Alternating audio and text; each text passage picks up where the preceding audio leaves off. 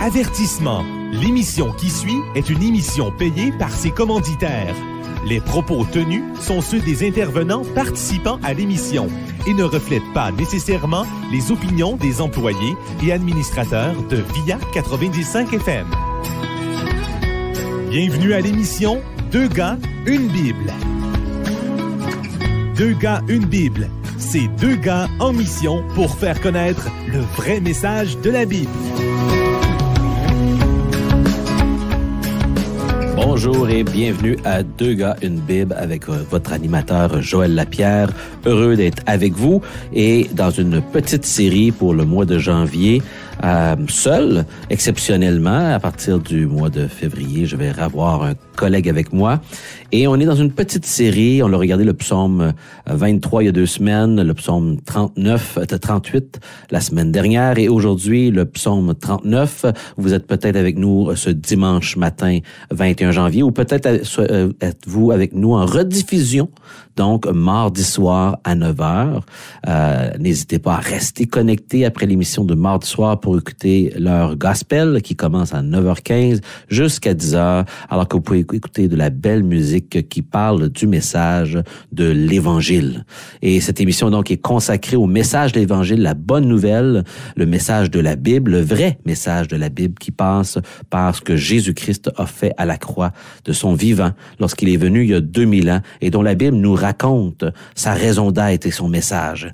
Et on est donc dans cette série en train de regarder ce mois-ci, des témoignages de conversion. Je vous ai raconté le mien il y a 2 semaines. Et la semaine prochaine, on va regarder un autre témoignage de conversion. Et on regarde le témoignage de David dans le psaume 38 et 39. Et le psaume 38 est un psaume de confession, de reconnaissance de son péché et qui revient à Dieu. Un psaume qu'on appelle de pénitence, de repentance.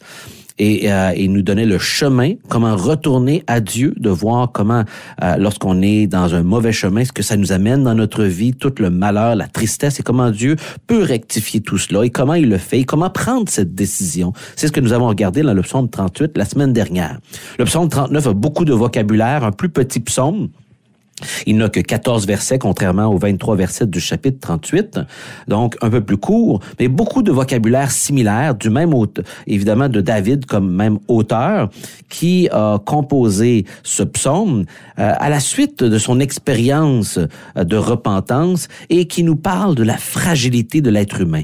La fragilité de l'humain et de son passage très temporaire sur terre. Et cette prière à Dieu de confesser cette réalité et d'avoir besoin de l'aide de Dieu comme étrangers, comme voyageurs sur cette terre. Et c'est ce que vous êtes, vous et moi. Vous savez, des voyageurs. On est ici si peu de temps. On se retourne de bord et il vient de passer 10 ans. On se retourne de bord, il vient de passer un autre 10 ans. Et finalement, on se revire de bord, on est rendu une personne âgée et en train de contempler la retraite et on se dit, et que ça passe vite. Je n'ai que 48 ans et pourtant, mes souvenirs d'il y a 30 ans sont comme hier. Lorsque je n'avais pas d'enfants aujourd'hui, j'ai 11 enfants. Ma vie a radicalement changé. J'ai 25 ans de mariage qu'on a souligné il y a juste 2 mois de cela, mon épouse Julie et moi. Et que ça passe vite. Ça passe tellement vite. Lorsqu'on avait 6 ans, on disait fièrement, j'ai 6 ans et demi. On coupait les années à moitié tellement qu'on voulait avancer plus vite. Mais rendu à 48 ans, on ne dit pas ce genre de choses-là. Et quand est-ce que c'est la dernière fois que vous avez entendu quelqu'un de 60 ans nous dire, j'ai 60 ans et demi. On n'a pas hâte à la prochaine année. Ça passe tellement vite qu'on donne tout simplement l'année que on est présentement parce que ça vole, ça fly en anglais, la vie. Et donc, ce psaume communique cette réalité d'une vie temporaire et de l'urgence qu'elle m'amène à avoir besoin de l'aide de Dieu pour que cette vie ait du sens. Et donc, je vous lis ces quelques versets qui exposent justement la peur de David d'avoir le silence de Dieu et son propre silence devant Dieu, ne se sentant pas digne et pourtant le besoin d'entendre Dieu, qu'il ne soit pas silencieux pour entendre ma prière et intervenir dans ma vie pour m'aider devant ce défi de notre vie qui est si courte et fragile. Je vous lis dès le verset 1 du psaume 39 qui dit au chef des chantres, parce que c'était un psaume qui était donné à celui qui dirigeait les chœurs dans la chorale du temple de l'époque. Agéduthum, qui était un personnage qui dirigeait les chants à cette époque, un psaume de David, donc un psaume composé par David. Il dit, je disais, je veillerai sur mes voies, de peur de pécher par ma langue. Effectivement, c'est si facile par notre bouche de faire le mal. Je mettrai un frein à ma bouche, tant que le méchant sera devant moi. Je suis resté muet. Dans le silence, je me suis tu, quoique malheureux, et ma douleur n'était pas moins vive. Au verset 4, mon cœur brûlait au-dedans de moi, un feu intérieur me consumait, et la parole est venue sur ma langue. Éternel, dis-moi quel est le terme de ma vie, quelle est la mesure de mes jours, que je sache combien je suis fragile. Voici, tu as donné à mes jours la largeur de la main, et ma vie est comme un rien devant toi. Oui, tout homme debout n'est qu'un souffle. Et là, il est écrit « pause » dans votre lecture biblique. Le mot « sélah » en hébreu qui invite à un moment de réflexion, un moment de lever les yeux vers Dieu, de bénir ce texte et de réfléchir avant d'aller plus loin. C'est une sorte de fin de couplet. Et ce verset 6, on va retrouver le même fin du verset qui va être répété au verset 12. C'est qu'on comprend ici comme deux couplets et une conclusion dans les versets 13 et 14. Et donc, vous voyez déjà dans les lectures que je viens de faire, de ces quelques versets, on voit le défi devant le mal de gérer notre bouche, de ne pas pécher dans de telles circonstances, et devant les difficultés qu'engendrent les défis avec les autres, etc. Cette préoccupation du fait que la vie est courte et que j'ai besoin de bien la gérer. J'ai besoin de l'aide de Dieu pour la gérer. Et c'est exprimé à d'autres endroits dans les psaumes, dont le psaume 90, qu'on a déjà regardé ensemble il y a quelques mois, au mois de septembre. Le psaume 90, le verset 12, parle justement de Seigneur, aide-moi à compter mes jours parce que c'est tellement court la vie. On est tellement fragile et nos relations sont fragiles et il est si facile de faire le mal par notre bouche dans nos relations. J'ai besoin de l'aide de Dieu pour pas m'échapper, pour pas m'embarquer trop vite. Et donc, c'est de ça que parlent ces quelques premiers versets. Et je continue ma lecture au verset 7 qui dit, oui, l'homme se promène comme un ombre. Il s'agite vainement.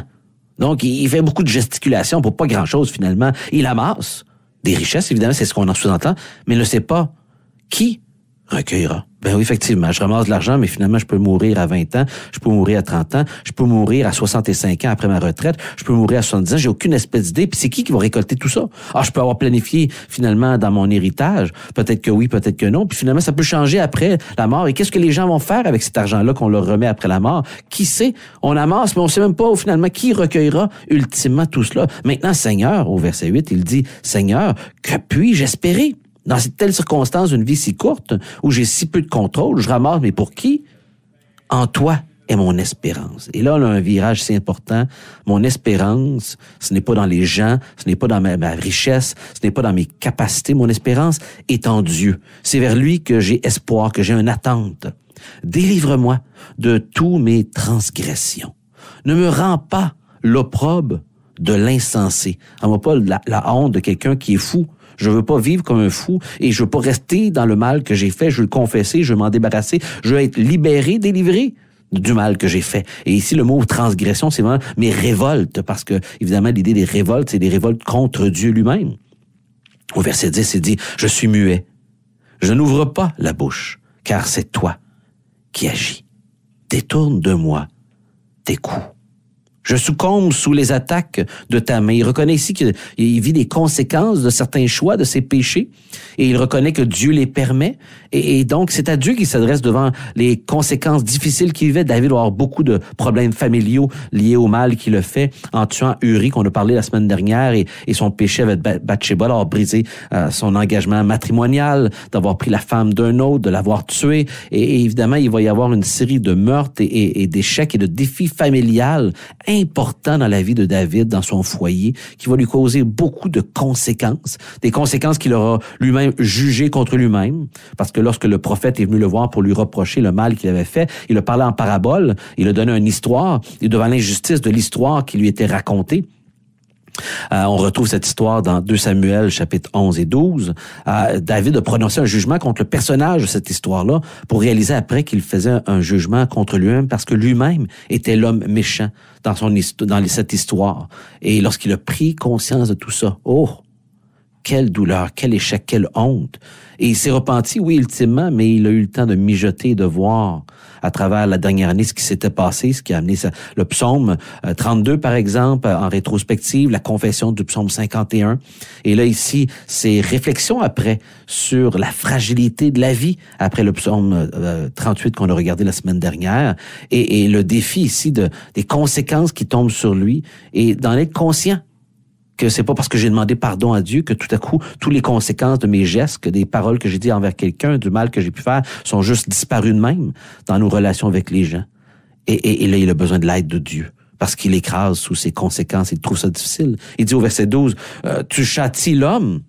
Et donc, le châtiment ici, là, c'est pas un jugement difficile, c'est qu'il y a des conséquences. Comme un père donne des conséquences, une mère donne des conséquences à son fils, à sa fille, lorsqu'il a fait le mal, enlève un privilège, empêche une sortie, pour responsabiliser, montrer à l'enfant que lorsque tu fais tel ou tel geste, il y a des conséquences. Ça amène des relations brisées avec les autres, ça amène une perte de confiance, ou etc. Tout en étant constructif, c'est notre rôle comme parent.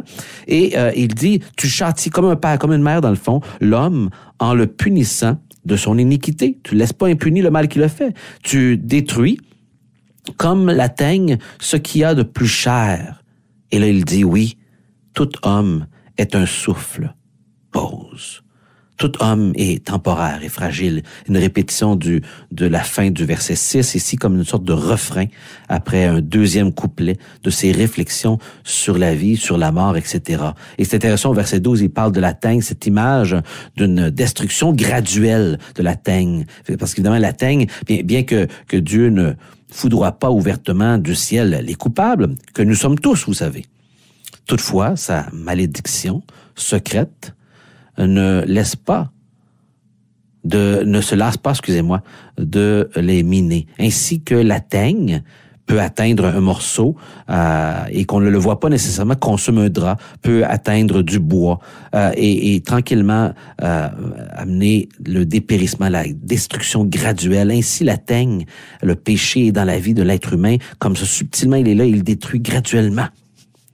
Et donc, le péché est comme cette pourriture-là, cette rouille graduelle, comme la teigne, qui amène des souffrances, le dépérissement dans une vie, jusqu'à temps qu'on le confesse, qu'on le reconnaît et qu'on demande pardon à Dieu. Et c'est pour ça qu'il termine au verset 13 et 14 par une prière. Il dit, écoute ma prière. Dans le fond, tout ceci est une prière à Dieu, éternelle, et prête l'oreille à mes cris. Dieu soit attentif à ce que je te dis, s'il vous plaît. C'est ce qu'il dit ici. Ne sois pas insensible à mes larmes. Donc, on voit ici que la douleur est tellement forte que ça l'amène à regretter avec des larmes et à pleurer de cette douleur, des émotions intérieures, de son regret profond. Ne sois pas insensible à mes larmes, car je suis un étranger chez toi, un habitant comme tous mes pères. Détourne de moi le regard et laisse-moi respirer avant que je m'en aille et que je ne sois plus. Et donc, sa demande ici est liée au fait que je trouve la vie pesante et enlève de sur moi, s'il vous plaît, le poids du péché, du mal que j'ai fait qui amène à miner cette courte vie sur terre que j'ai, des conséquences. Et il implore l'aide de Dieu, sa pitié ici, non méritée, par pure grâce de la part de Dieu, reconnaissant qu'il est de passage, en séjour sur terre, un habitant, un citoyen temporaire, et que cette vie n'est qu'une étape vers la vie avec Dieu ou séparée de Dieu après la mort. C'est ce que la Bible nous enseigne. Et on retrouve cette expression d'être un étranger sur terre pour décrire celui du vécu d'Abraham, vous savez, dans le livre de la Genèse, qui était à travers le pays de Canaan à cette époque comme un étranger, même si Dieu lui avait promis que cette terre lui appartiendrait un jour. Il était un étranger, que de passage. Et lorsqu'on réalise qu'on n'est que de passage sur cette vie, ben ça devrait nous amener à réfléchir sur le fait que la vie est courte et c'est pas fais ce que tu veux puis vis-la intensément, c'est plutôt vis-la sans regret. Vis-la bien. Vis-la avec l'aide de Dieu. C'est pas vis-la comme tu veux puis fais ce qui te tente parce que t'as pas beaucoup de temps et beaucoup de plaisir. C'est plutôt vis-la de façon à pas avoir honte parce qu'après ça, je vais devoir rendre des comptes à Dieu lorsque je vais trépasser au jour que je ne sais pas parce que personne ne le sait. Est-ce que je suis prêt? Est-ce que je suis prêt à rencontrer mon Créateur et que j'ai prié son aide pour m'aider à vivre les défis qu'il y a sur Terre ici par les choix que je m'impose et que j'apporte sur ma vie? C'est une question importante. Ce n'est pas la longueur de notre vie qui est important, mais le fait qu'on la vit bien, peu importe qu'elle soit courte ou longue, de façon à ce que on ne regrette pas. Rendu de l'autre côté. Parce que les choix qu'on fait dans cette vie ont un impact dans la vie d'après. Non comme du karma, mais plutôt au contraire, où ce qu'on a un choix sur Terre maintenant à faire le choix d'être avec Dieu, de reconnaître mon besoin de Dieu, ou de vivre ma vie sans Dieu, et de passer après aussi l'éternité sans Dieu. C'est ici sur Terre qu'on doit faire ce choix, que Jésus nous invite à faire ce choix dans les évangiles, que l'Ancien Testament nous invite tout au long. Les gens qui ont vécu leur relation avec Dieu nous invitent tout le long à faire un choix d'être et de bâtir avec Dieu ou de faire la vie sans Dieu et après ça de ne pas demander son aide, mais de vivre ce que c'est d'être séparé de Dieu pour toujours. Voilà ce que la Bible enseigne, dans l'Ancien comme dans le Nouveau Testament, puisque Dieu n'a pas changé. Et ce qui fait la différence entre l'Ancien et le Nouveau, c'est le fait que Jésus est venu sur terre, qu'il est venu accomplir les promesses et qu'il est venu accomplir le moyen de sauvetage de Dieu. Voilà tout le temps que nous avions aujourd'hui. On va continuer la semaine prochaine à lire les Écritures et regarder le vrai message de la Bible. Je vous invite à vous joindre à nous et entre-temps de prendre le temps de lire la Bible et dont ce psaume 38 et celui du psaume 39 qu'on a lu ensemble aujourd'hui. Bonne semaine.